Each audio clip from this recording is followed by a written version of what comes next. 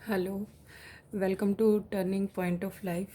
कल हमने 11th class का कॉमर्स का फर्स्ट चैप्टर डिस्कस किया था। उसमें हमने ये स्टडी किया था कि अकाउंटिंग क्या होता है। अकाउंटिंग्स की हमने फीचर स्टडी की थी कि किसी भी फाइनेंशियल ट्रांजैक्शन को हम लोग रिकॉर्ड करते हैं, क्लासीफाई करते हैं, समराइज़ करते हैं। जैसे सबसे पहले एंट्री हम लोग जर्नल में करते हैं, फिर उसके बाद हम लेजर में लेके जाते हैं, उसके बाद हम trading profit and loss account, balance sheet वगैरह प्रिपेयर करते हैं। तो और फिर उसके बाद हमने एक इम्पॉर्टेंट टॉपिक स्टडी किया था, अकाउंटिंग साइकिल। अकाउंटिंग साइकिल क्या होता है कि आप सबसे पहले ट्रांजैक्शन करते हैं, उसके बाद आप जर्नल में एंट्री करते हैं रोजनामचा, जिसमें आप day to day transaction note करते हैं। उसके बाद आप लेजर में जो है खाता बही में उन सभी को ट्रांसफ़र करते हैं।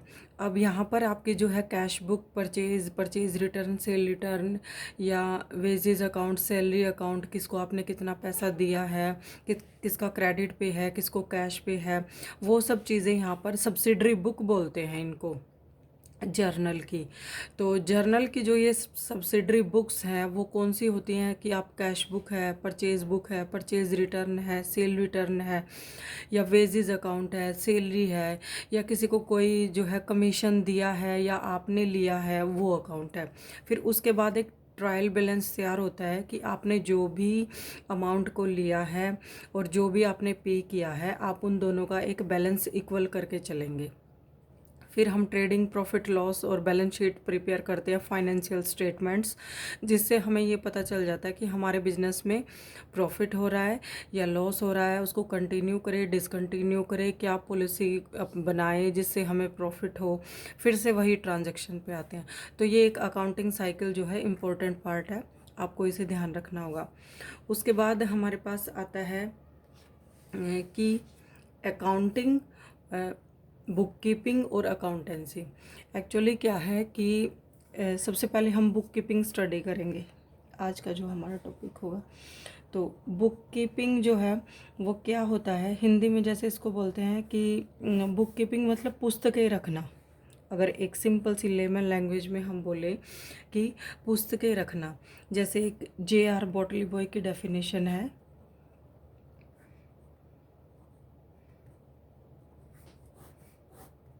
उसमें जो है बोला है, book keeping is an art of recording business जो है dealings in A set of books. तो जैसा कि इस डेफिनेशन में ही बताया है आपको कि बुक कीपिंग एक आर्ट है कि जिसमें हम बिजनेस की डीलिंग्स, जो भी आपके ट्रांजैक्शन हुए हैं, उसको बुक्स में रिकॉर्ड करते हैं।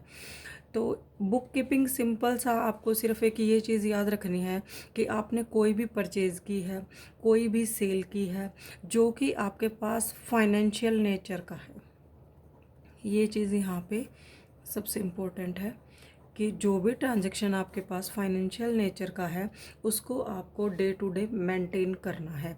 फिर उसके बाद मेंटेन करने के बाद आपको जर्नल में मेंटेन करने के बाद आप इसको लेज़र में ट्रांसफ़र करेंगे। लेज़र जो है आपकी खाता बही में। अब जैसे मैं आपको एक एग्जांपल लेती हूँ कि आप लेज़र में कैसे जाएंगे। सपोज़ आपने राम से जो है गुड्स परचेज़ की 10,000 की, 10,000 जो है कैश आपका था 4,000 और क्रेडिट आपका था 6,000। तो आपके पास यहाँ पर एक तो राम का अकाउंट बन जाएगा, एक आपके पास कैश का बन जाएगा, एक आपके पास क्रेडिट का बन जाएगा। तो राम के साथ जो भी ट्रांजैक्शन होंगे वो आप जो है राम वाले अकाउंट में ले जाएंगे। जो भी आगे फर्दर राम के अलावा कोई कैश ट्रांजैक्शन होगा तो वो इस कैश अकाउंट में चला जाएगा, या जो राम के साथ जो क्रेडिट होगा तो वो फिर इस राम के क्रेडिट अकाउंट में चला जाएगा। तो उधार वाले में जो है,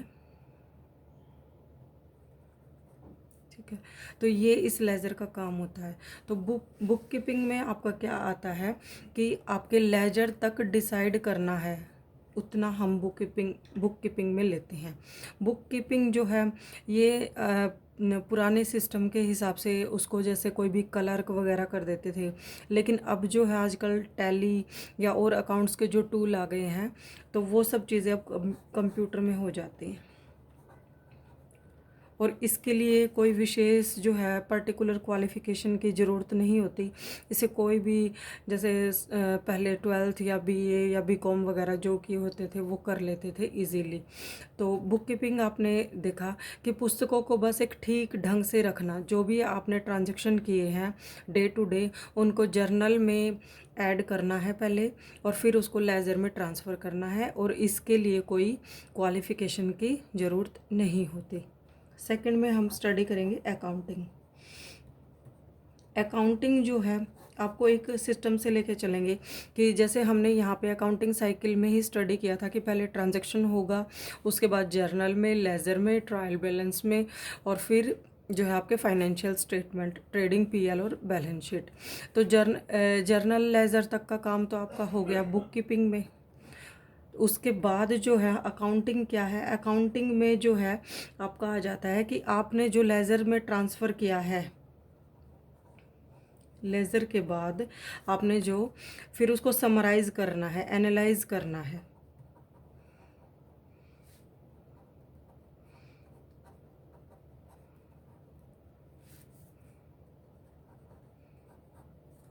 आपको इससे ट्रेडिंग अकाउंट बनाना है, प्रॉफिट लॉस बनाना है, बैलेंस शीट बनानी है।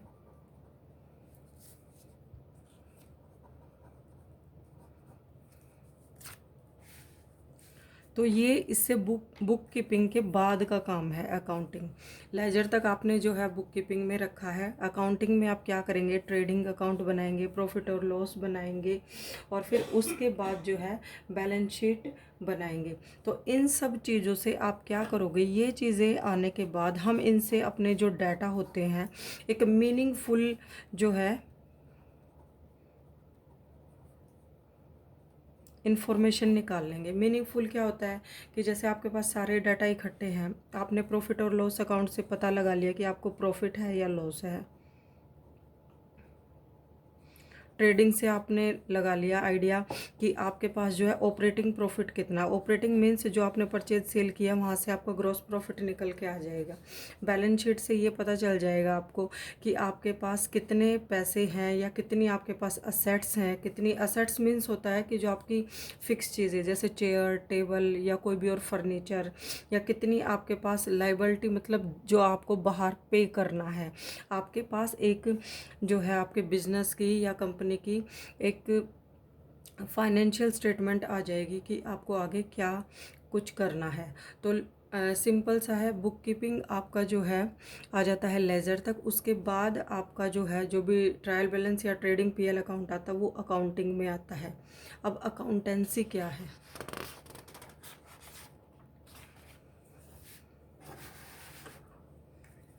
थर्ड पे हमारा आएगा अकाउंटेंसी। अकाउंटेंसी क्या होता है कि आपने बुक कीपिंग कर ली है, अकाउंटिंग कर ली है, अब आपने वो दोनों स्टेप फॉलो करते हुए कुछ ना कुछ रूल्स फॉलो किए होंगे कि किस चीज़ को हमें कहाँ शो करना है, और कैसे कब कितना इस पे जैसे टैक्स लगेगा, या क्या चीज़ हमको दिखानी है, कौन से हमने प्रिंसिपल यूज़ किए हैं, टेक्निक्स, मतलब हमने अकाउंटिंग करते हुए कौन कौन से रूल लिए, क्या क्या प्रिंसिपल फॉलो किए, किस टेक्निक से किया है। तो वो सारी चीज़ें मिलके एक सिस्टमेटिक रिकॉर्ड जो हमने प्रिपेयर किया है वो किस ढंग से किया गया है, आपको कौन कौन से स्टेप लेने पड़े हैं, तो वो सारी चीज़ें मिलके आपका अकाउंटेंसी कहलाती है। तो अब इसमें हमें जो है अकाउंटेंसी का मतलब ये है कि आपको जो इंटरेस्टेड पार्टीज़ हैं, इंटरेस्टेड पार्टी का मतलब समझेंगे यहाँ पे।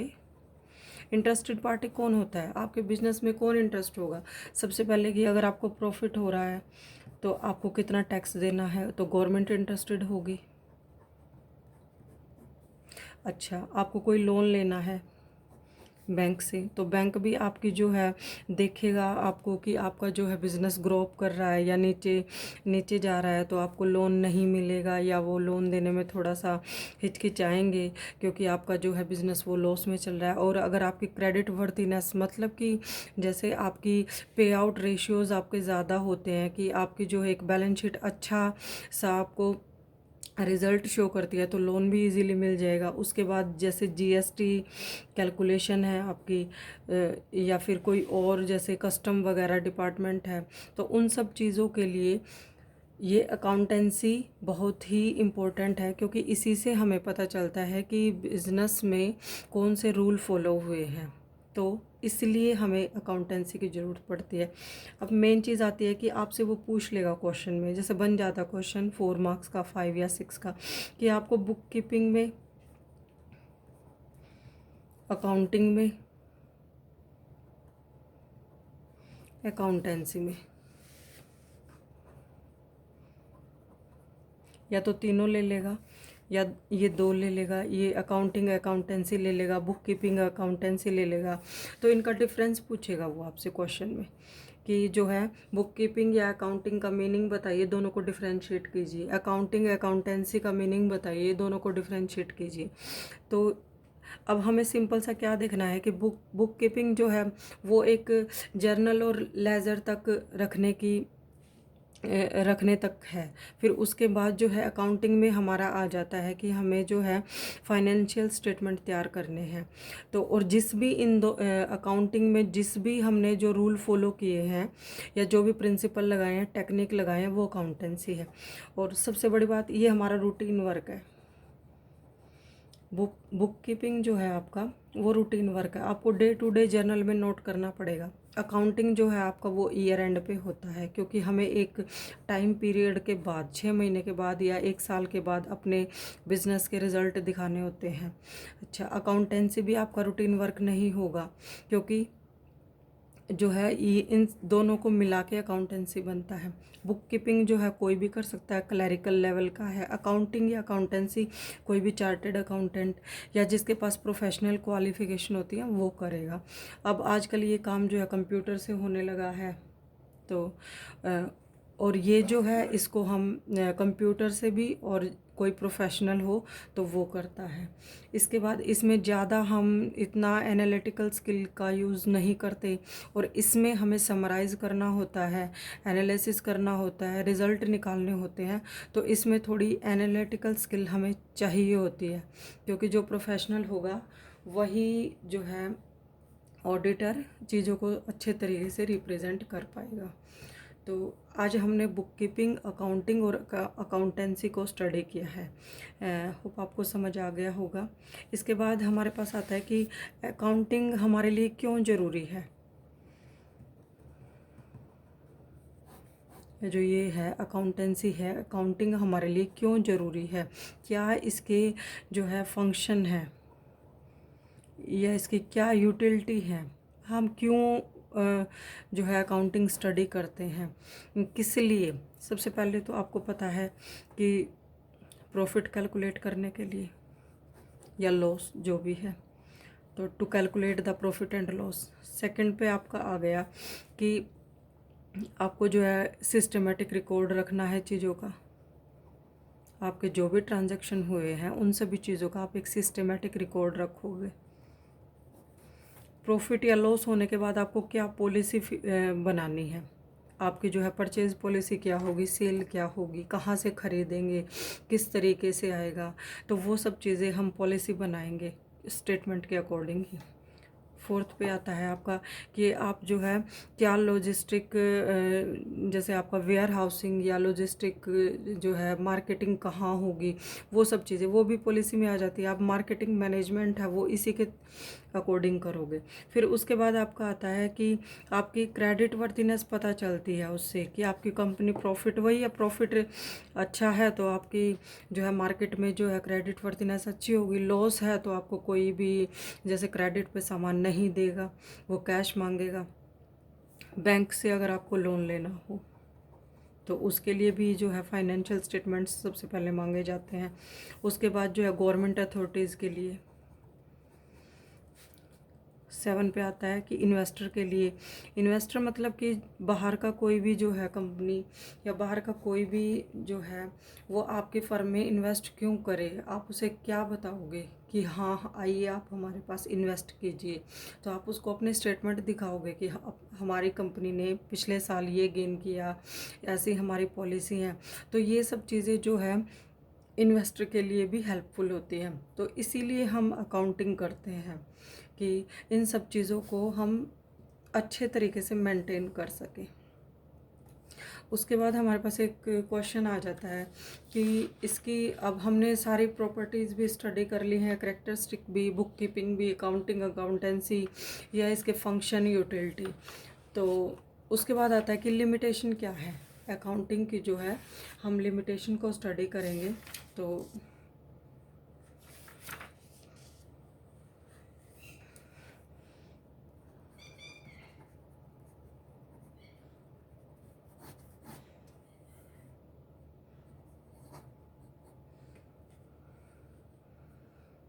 सबसे पहली बात तो है कि ये जो है ना पर्सनल जजमेंट से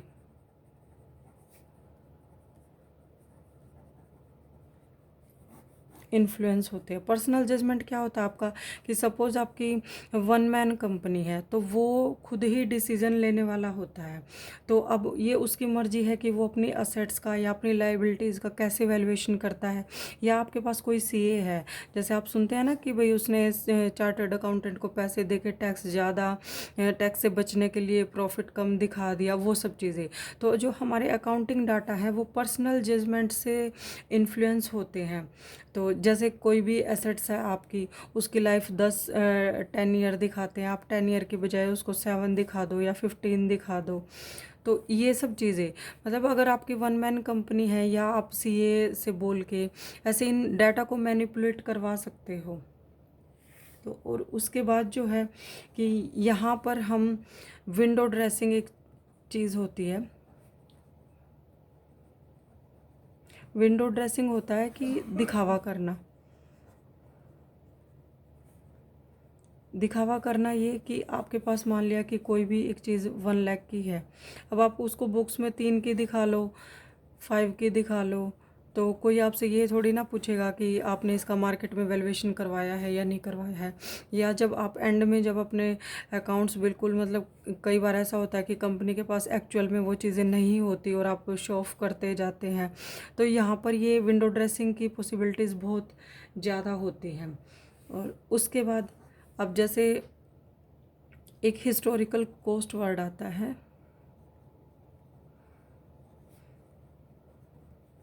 हिस्टोरिकल कॉस्ट ये होता है कि सपोज़ मान लिया आपने कोई भी मशीनरी है या कोई भी फर्नीचर 20,000 में परचेज़ किया है, तो आप उसको अपनी बैलेंस शीट में लास्ट में बैलेंस शीट में 20 ही दिखाते जाते हो हर साल हर साल।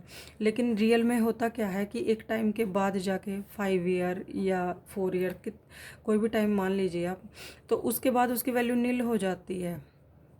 तो ये कंसेप्ट गलत है, क्योंकि हमें मार्केट वैल्यूएशन के हिसाब से चलना चाहिए ताकि हम ट्रू एंड फेयर व्यू जो है सबके सामने ला सकें। ट्रू एंड फेयर व्यू क्या होता है कि जो आज के टाइम में आपके पास चीज़ें हैं हमें वो शो करनी चाहिए, ना कि कोई दिखावा, विंडो ड्रेसिंग या यही हिस्टोरिकल कॉस्ट। जैसे हम कई बार डेप्रिसिएशन जो है वो लगाते हैं, वो हम इस पे लगाते हैं हिस्टोरिकल कॉस्ट पे। तो हमें हिस्टोरिकल कॉस्ट पे डेप्रिसिएशन ना लगा के करंट पे जाना चाहिए। तो ये चीज़ यहाँ पे गलत होती है, क्योंकि इससे जो है ना ट्रू और फेयर व्यू नहीं आता है। इससे जो है हमारे डाटा गलत हो सकते हैं। उसके बाद क्या है कि अकाउंटिंग में जो भी काम होते हैं वो फोरकास्टिंग पे होते हैं। फोरकास्टिंग मतलब पहले से जो है एक अनुमान लगाना। सपोज़ कि आपकी सेल जो है इस साल कोई भी फैशनेबल चीज़ है, वो आपका सेल काफ़ी है, 80-90% हो गई है, तो ज़रूरी नहीं है कि वो फैशन या वो ट्रेंड नेक्स्ट ईयर भी चले, तो आपकी सेल कम भी हो सकती है। और हम ये फोरकास्ट किए बैठे हैं कि इस साल अगर 80-90% हुआ है तो नेक्स्ट ईयर भी वही होगा। तो यहाँ पे जो हमारे अकाउंटिंग डाटा है वो फोरकास्टिंग पे बेस होते हैं, तो वो कई बार गलत भी हो सकता है। तो आज हमने अकाउंट के जो है लिमिटेशन, जो है function, utility, book keeping, accountancy और अकाउंटिंग के बारे में स्टडी किया है। होप आपको ये सब चीज़ें क्लियर हो गई होंगी। तो थैंक यू।